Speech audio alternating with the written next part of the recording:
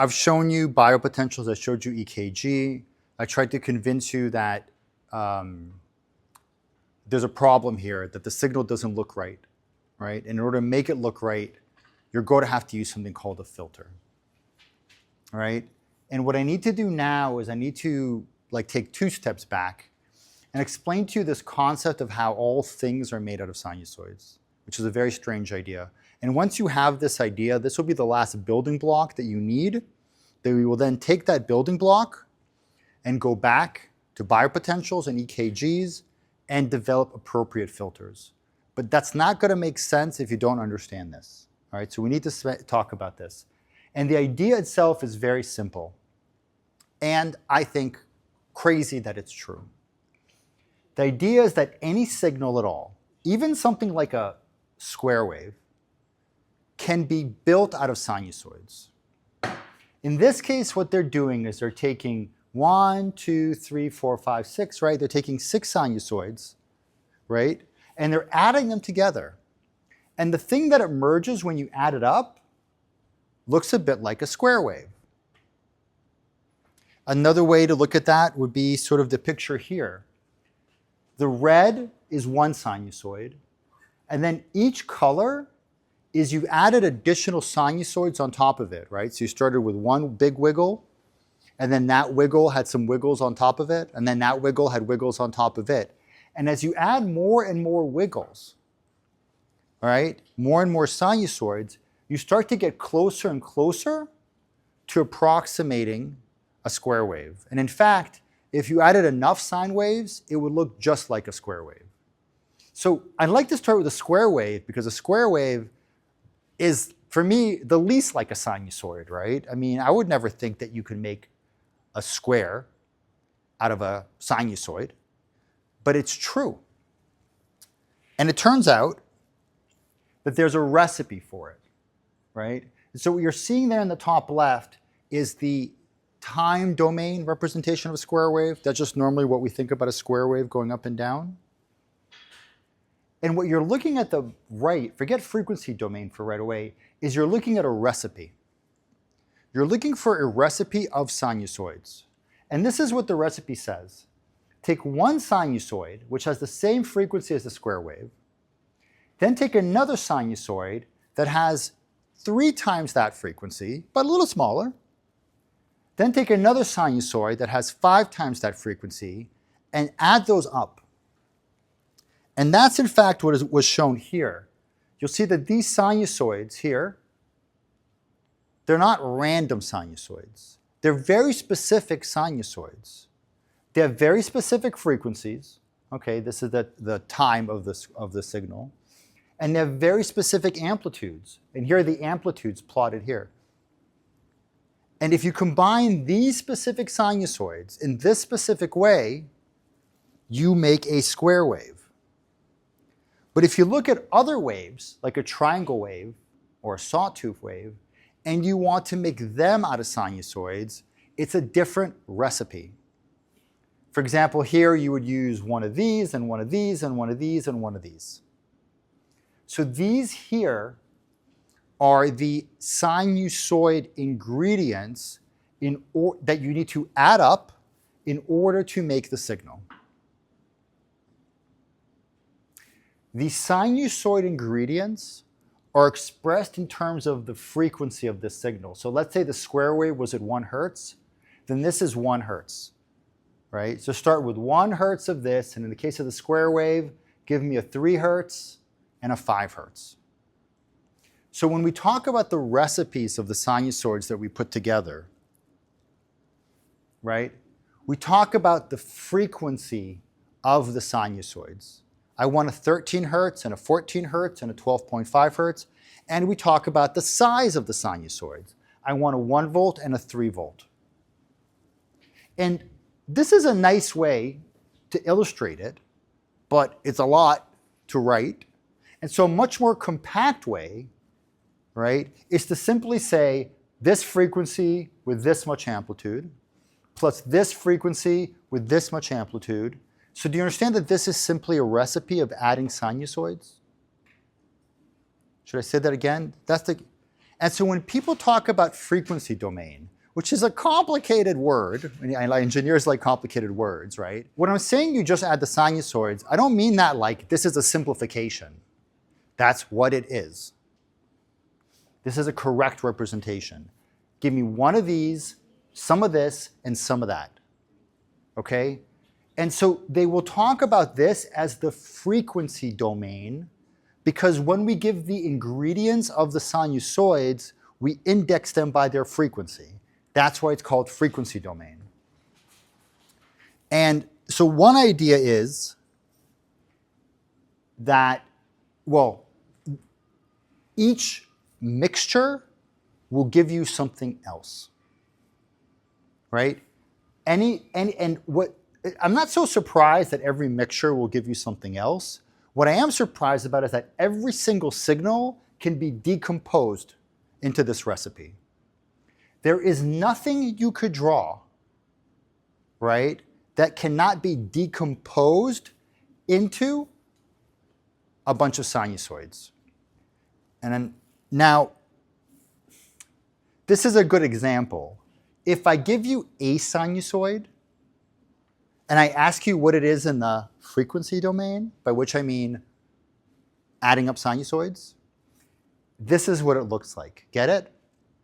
Because this sinusoid is made out of one sinusoid, and its frequency is the base frequency of the sinusoid. So this is the frequency domain representation of this. But as you get to more complicated signals, obviously, you need to do more.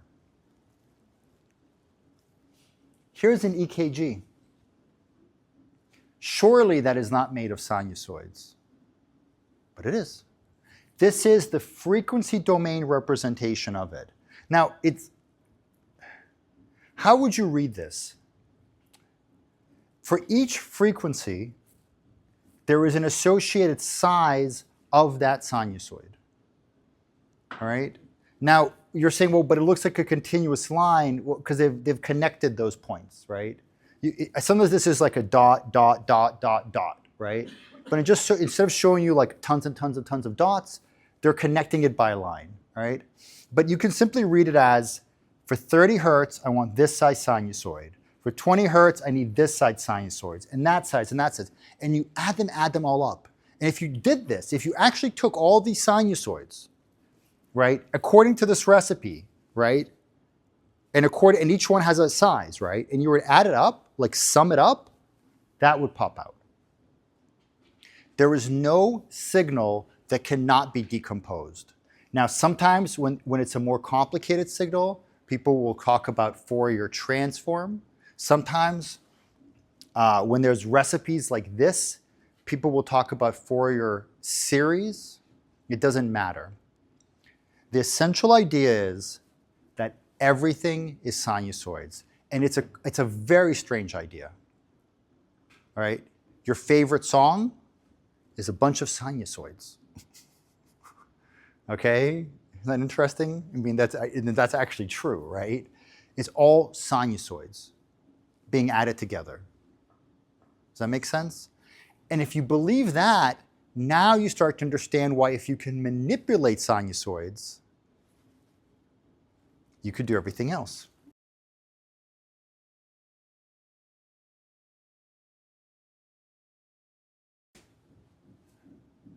I have here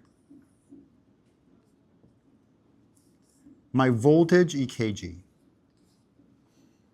And that signal looked like that.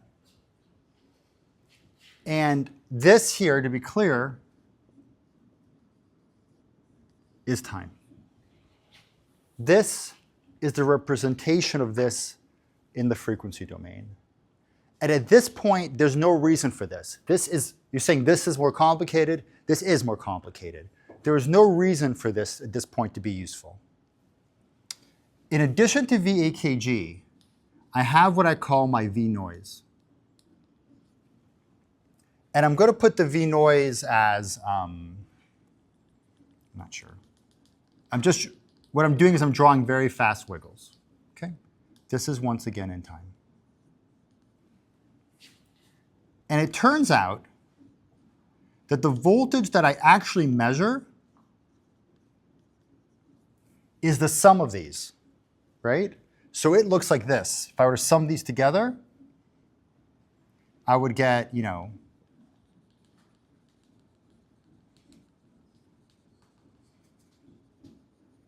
roughly, right?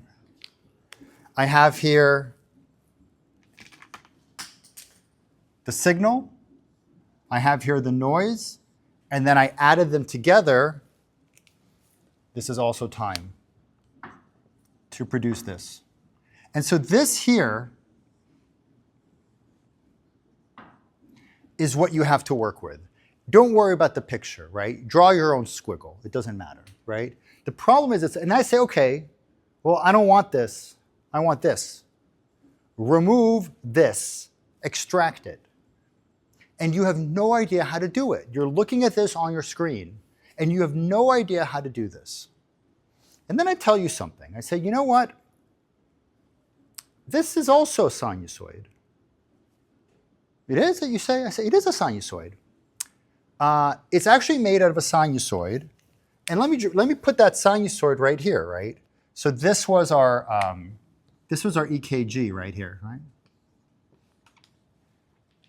The sinusoid, the noise was also made out of sinusoids. It was made of two sinusoids. This one and this one. This was the noise. How do I know it's made out of sinusoids? Because everything is made out of sinusoids. The EKG is made out of these sinusoids. The noise is made out of just two sinusoids. They're here and they're here, right? This is 80 hertz, and this is 85 hertz, right? That's that axis.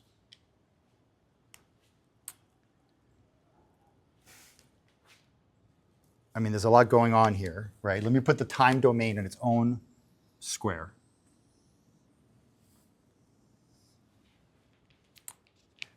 If you can see what I've done here in the frequency domain, right?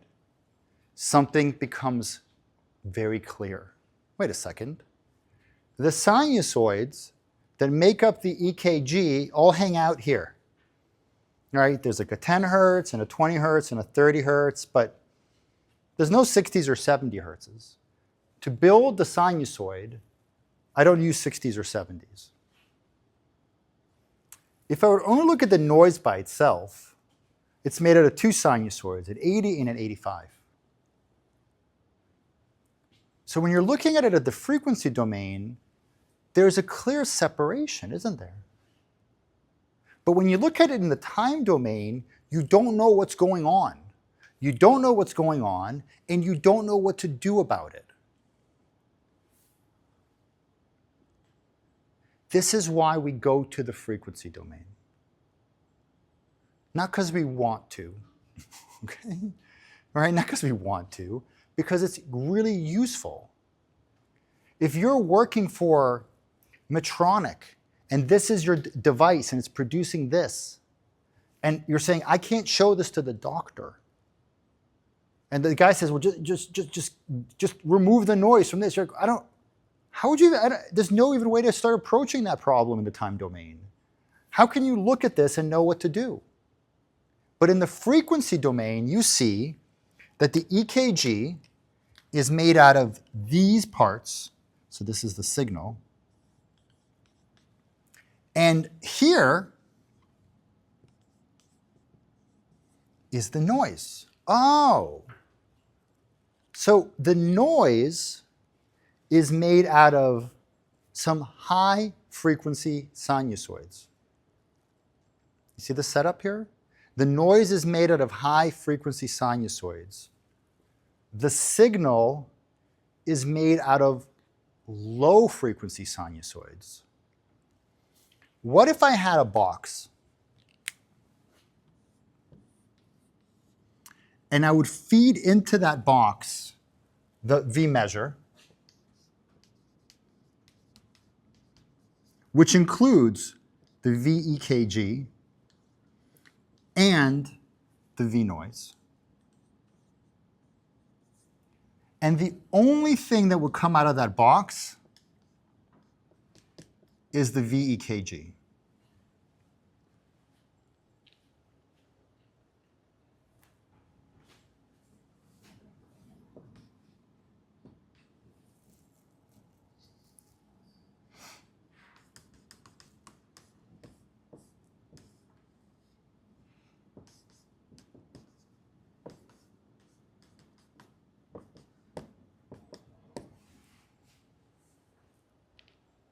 It's a low pass.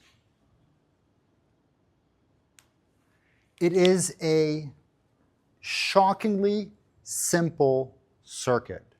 You need one resistor and one capacitor. It is not hard to build.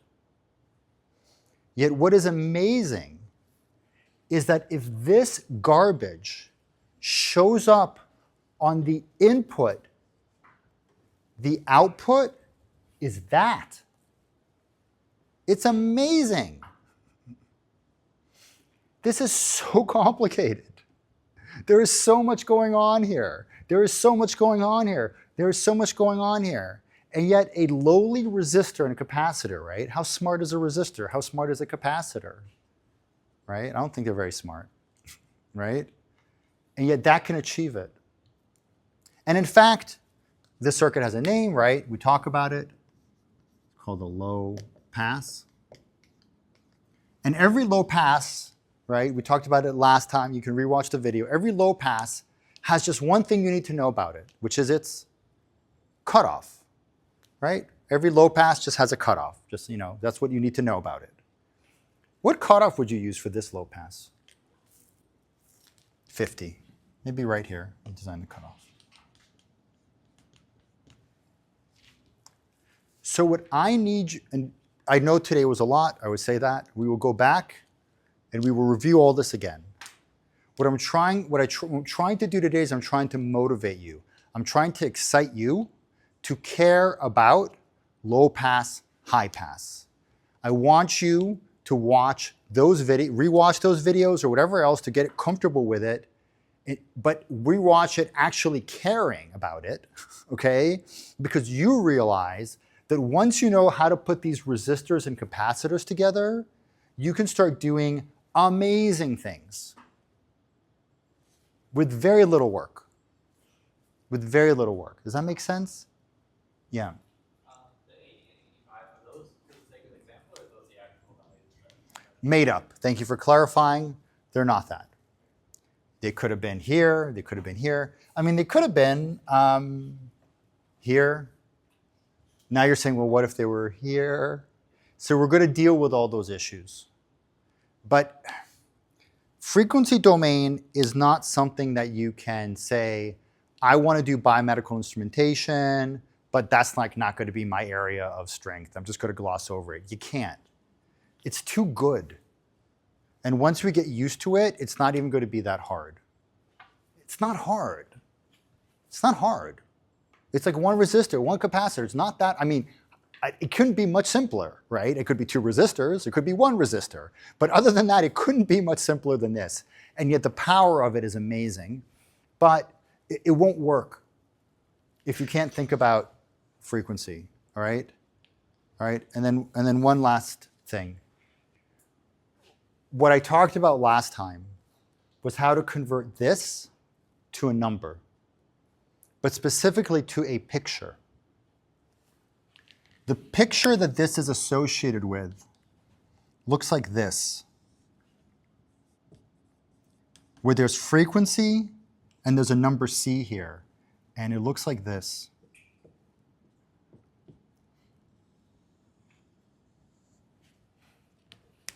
I want you to go back and review that this circuit is this. They're the same thing. This circuit is a number, but that number is a function of frequency, and therefore it becomes this picture. I want you to see that. And then I want you to realize something. The axis here is frequency.